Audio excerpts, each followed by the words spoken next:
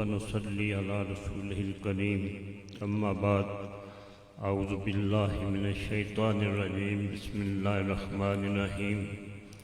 قل بفضل الله وبرحمته فبذلك فليفرحوا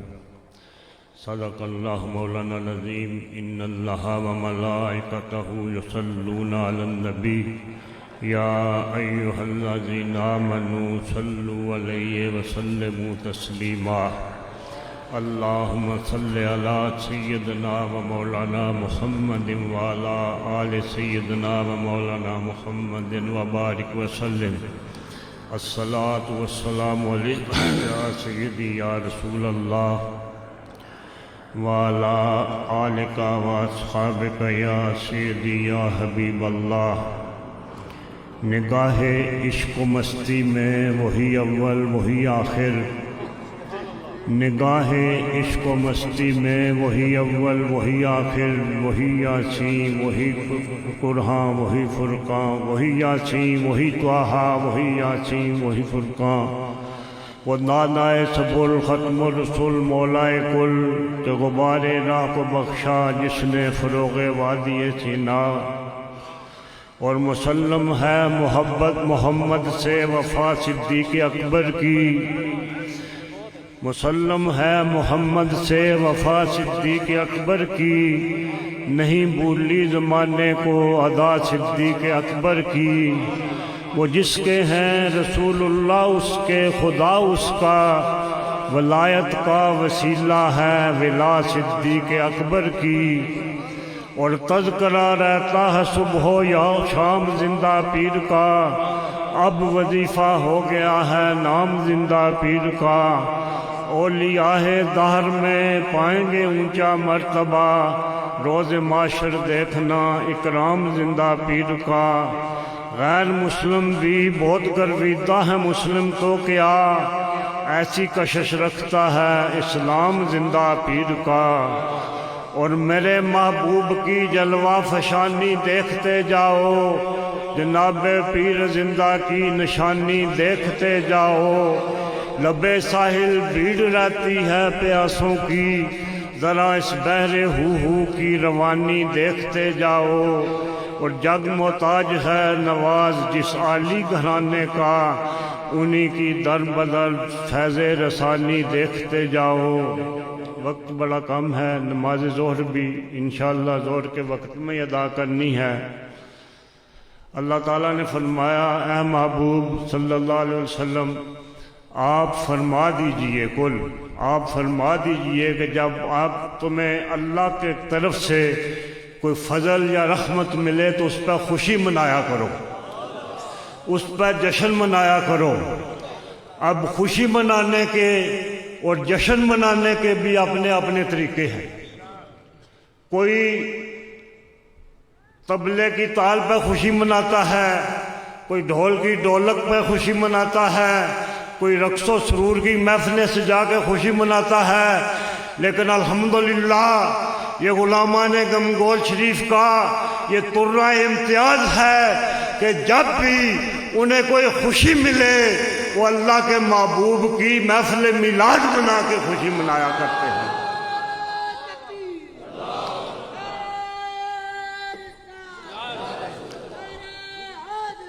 اور یہ اس دور میں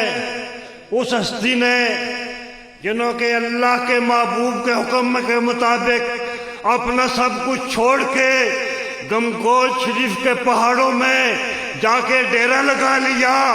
اور دنیا کو یہ سبق دیا، بلکہ اپنے غلاموں کے سینوں میں یہ گٹی بنا کے ڈال دیا کہ ارے کوئی بھی وقت ہو، خوشی ہو، غم ہو، اللہ کے ذکر کی، اس کے محبوب کے ذکر کی محفل سجا لیا کرو۔ کیوں کہ دل تو سب کچھ مل جائے، یہ دنیا بے صحابی مل جائے، دل کو سکون نہیں ملتے۔ اللہ نے فرمایا اللہ بذکر اللہ تطمئن القلوب، دل اللہ کے ذکر سے سکون پکڑتے ہیں۔ اسی لیے انہوں نے چودھری برادران نے بھی یہ سوچا کہ اللہ نے بڑا کرم کیا، ایک ایک بال ہمارا یہ اللہ کی رحمت ہے، ایک ایک چیز اللہ کا فضل ہے، اس لیے اللہ نے فرمایا فَبِأَيِّ آلَاءِ رَبِّكُمَا تُكَذِّبَانِ، تم اللہ کی کون کون سی نعمت کو جٹلاؤ گے، لیکن یہ یاد رکھو کہ جتنی نعمتیں ہیں سب سے بڑی نعمت، سب سے بڑا اللہ کا فضل وہ ذات ہے جناب مصطفیٰ صلی اللہ علیہ وآلہ وسلم کی۔ اور اس کے بعد جس کو جو رحمت ملی، جو فضل ملا، جو نعمت ملی، جو کچھ ملا، رسول اللہ کا صدقہ ملا۔ اعلیٰ حضرت فرما اٹھے لا و رب العرش، جن کو جو ملا ان سے ملا، بٹتی ہے کونین میں نعمت رسول اللہ کی۔ رسول اللہ کی میلاد کی محفل سجانا یہ گنگول شریف کے غلاموں کا تو تمہارا امتیاز ہے، لیکن یاد رکھو آج سے پہلے تو غلامان مصطفیٰ کے مسجدوں میں بھی میلاد منایا جاتا تھا، گھروں میں بھی میلاد منایا جاتا تھا۔ اب تو اللہ کے فضل سے حکومتی ایوانوں میں بھی میلاد مصطفیٰ کی محفلیں سجنی شروع ہو گئی ہیں۔ یہ قانونی طور پہ ملک پاکستان میں محفل میلاد کو لازم قرار دے دیا گیا ہے۔ اگلے دن سندھ کراچی میں ایک شادی ہوئی، شادی کی رسومات سے پہلے انہوں نے محفل میلاد سجائی، انہوں نے محفل میلاد سجائی، کیونکہ اللہ نے اپنے محبوب سے یہ وعدہ کیا ہے کہ وَلَلْآخِرَةُ خَيْرٌ لَكَ مِنَ الْأُولَىٰ، اے محبوب آپ کی ہر آنے والی گھڑی پہلی گھڑی سے بہتر ہوا کرے گی۔ جوں جوں وقت گزرتا جائے گا، جوں جوں وقت گزرتا جائے گا، مصطفیٰ کے ذکر کو وَرَفَعْنَا لَكَ ذِكْرَكَ اللہ بلند کرتا جائے گا۔ کیوں نہ کہوں کہ حشر تک ڈالیں گے پیدائش مولا کی دھوم، مثل فارغ نجد کے کلے گراتے جائیں گے، خاک ہو جائیں جل کر دو، مگر ہم تو اے رضا دم میں جب تک دم ہے ذکر ان کا سناتے جائیں گے۔ اور یاد رکھو کہ جتنا جس پہ اللہ کا فضل ہوا کرتا ہے اتنی اس میں عاجزی آ جانی چاہیے، اتنا ہی اس کو جھک جانا چاہیے۔ بلے شاہ صاحب نے یہاں بڑی کمال کی بات کی، آپ فرماتے ہیں کہ آکڑ ان کا غرور نو لنگری پا کے کٹ، پرے خزانے رب دے بلیا نیواں ہو کے لٹ۔ دنیا آج معترف ہو گئی ہے، دنیا یہ کہنے پہ مجبور ہو گئی ہے کہ ارے اتنا اونچا نام ہو، اتنے لوگ ہاتھ چومنے والے ہوں، اتنی لوگ گردنے جھکانے والے ہوں، لیکن قبلہ پیر جی صاحب کو جو عاجزی خدا نے دی ہے وہ عاجزی ہم میں کسی میں نہیں دیکھی۔ ان کی عاجزی زمانے کو پسند آ گئی، کیوں نہ پسند آئے، اللہ کو بھی عاجزی پسند ہے۔ رات کو بڑا طوفان آیا نا، بڑا سخت طوفان آیا، صبح ہوئی، ایک زمیندار بابا جی اٹھے باہر نکلے کہ گندم کی فصل لگی ہوئی ہے، بڑا طوفان آیا ہے کہ دیکھوں تو صحیح اس کا کیا حال ہے۔ جب باہر نکلے بڑے بڑے درخت، تناور درخت آندھی سے گرے ہوئے تھے، ان کے دل میں یہ خوف پیدا ہوا کہ اتنے اتنے بڑے درخت گر گئے ہیں، میری دھان کے تو ننھے ننھے معصوم معصوم پودے ہیں، ان کا کیا حل ہوا ہوگا۔ لیکن جا کے دیکھا کہ وہ گندم اپنی جگہ کھڑی ہے، تو عشق کہتا ہے کہ بابا جی نے سوچا کہ بڑے بڑے درخت کیسے گر گئے، تو عشق کہتا ہے، وجدان کہتا ہے، کرے جب آندھی آئی یہ درخت اکڑ گئے اور آپ کی گندم جھک گئی۔ جو آکڑ جایا کرتا ہے، جس میں غرور آ جایا کرتا ہے وہ گر جایا کرتا ہے، جس میں عاجزی آ جائے وہ جھک جایا کرتا ہے، وہ بچ جایا کرتا ہے۔ محمود غزنوی سلطان، غزنوی کے سلطان مدینہ، آخری بات، مدینہ منورہ حاضری ہوئی نا تو شاہی لباس اتار دیا، کاندھے کے مشک اٹھا لی اور مدینہ منورہ کے گلی میں حضور کے مہمانوں کو پانی پلانا شروع کر دیا۔ باجری عاجزی سے پانی پلا رہے ہیں۔ 2-4-10 دن گزرے تو مصر کے سلطان فاروق آئے، بڑا بادشاہانہ لباس ہے، گھوڑے ساتھ ہیں، لشکر ساتھ ہے۔ آئے، کسی نے کہا ارے سلطان یہاں غزنی کا سلطان آیا ہوا ہے، بڑی عاجزی میں رہ رہا ہے، حضور کے غلاموں کو پانی پلا رہا ہے، آپ یہ اتنے جاؤ جلال کے ساتھ اس بارگاہ میں کیوں آئے؟ تو فاروق کہتا ہے کہ ارے غزنی کا بادشاہ بھی مصطفیٰ کو راضی کرنے آیا ہے، میں بھی جناب مصطفیٰ کو راضی کرنے آیا ہوں،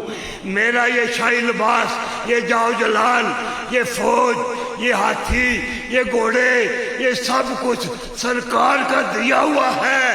اب یہ دکھانے آیا ہوں کہ یا رسول اللہ آپ کے دیے ہوئے میں یہ غلام کیسا لگ رہا ہے، یہ سب کچھ آپ کا دیا ہوا ہے۔ تو ایمان والو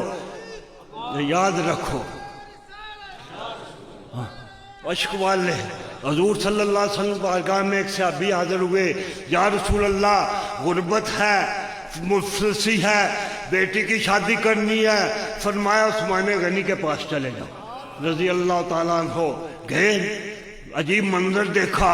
کہ عثمان غنی اپنے غلام پہ تھوڑا غصے ہو رہے ہیں کہ تو نے سالن میں نمک کیوں زیادہ ڈال دیا ہے، تھوڑا کم ڈالتا تو کچھ کل کام آ جاتا۔ سوچا یہ مجھے کیا دیں گے،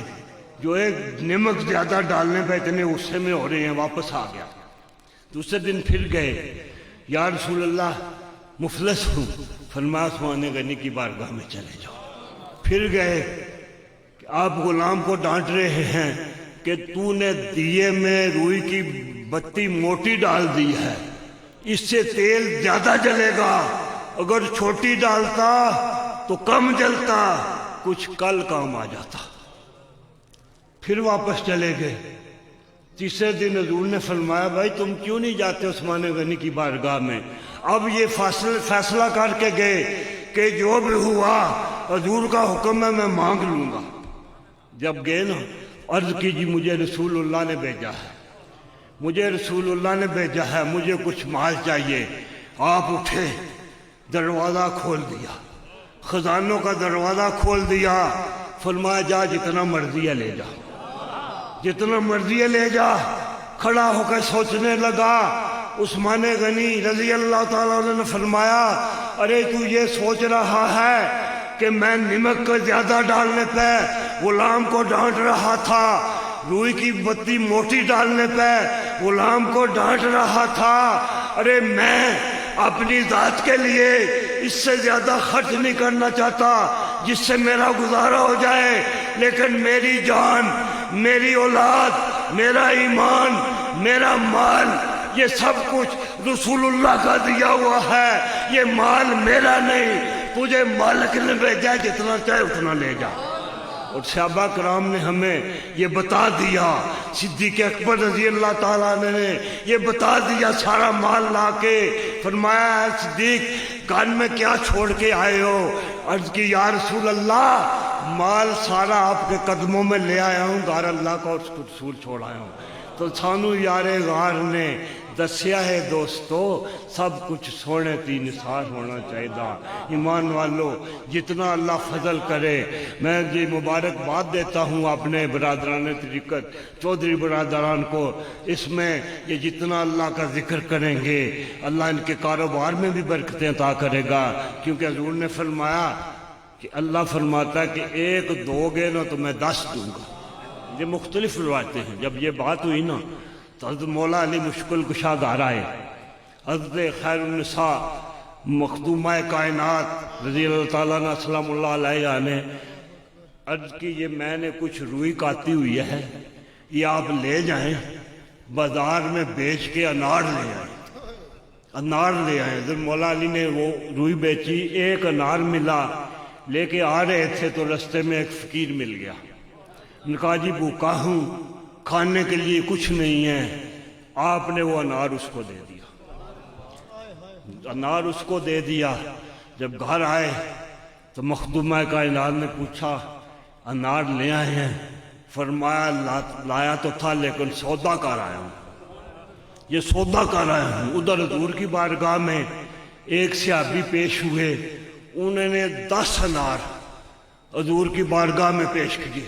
کہ یا رسول اللہ یہ میرے باغ کا پہلا پھل ہے، آپ کی بارگاہ میں لایا ہوں۔ آپ نے صحابی کو فرمایا یہ حضرت علی کے گھر لے جاؤ، یہ مولا علی کرم اللہ وجہ الکریم کے گھر لے جاؤ، ان کو دے آؤ۔ تو صحابی نے آج رائے تمسخر ایک انار جیب میں ڈال دیا۔ جب مولا علی کے دروازے پہ دستک دی نا تو آپ باہر آئے تو صحابی عرض کرتے ہیں کہ جی یہ رسول اللہ نے آپ کے لیے انار بھیجے ہیں۔ فرمایا یہ کتنے لائے ہو؟ عرض کیجئے مولا مشکل کشا یہ 9 لایا ہوں۔ فرمایا یہ میرے نہیں ہیں، یہ کسی اور کو دے آؤ، اگر میرے ہوتے تو 10 ہوتے۔ ان کو رسول اللہ کے حکم پہ اتنا ایمان تھا۔ تو اللہ کا معاذ اللہ لا تبدیل لکلمات اللہ، یہ ہمارا وہم ہے کہ دیں گے تو کم ہو جائے گا۔ ارے اللہ کی راہ میں دینے سے کم نہیں ہوتا۔ اللہ یہ تو ایک ہمارے اس کے لیے ہے نا، لیکن اس کے فضل کو کوئی روک نہیں سکتا۔ وہ ایک کے بدلے میں چاہے جتنے گنا مرضی ہے دے دے۔ اللہ تعالیٰ میری اور آپ کی حاضری قبول فرمائے، اور قبلہ پیر جی صاحب کی آمد کا صدقہ ان گھروں پہ اپنی رحمت مصطفیٰ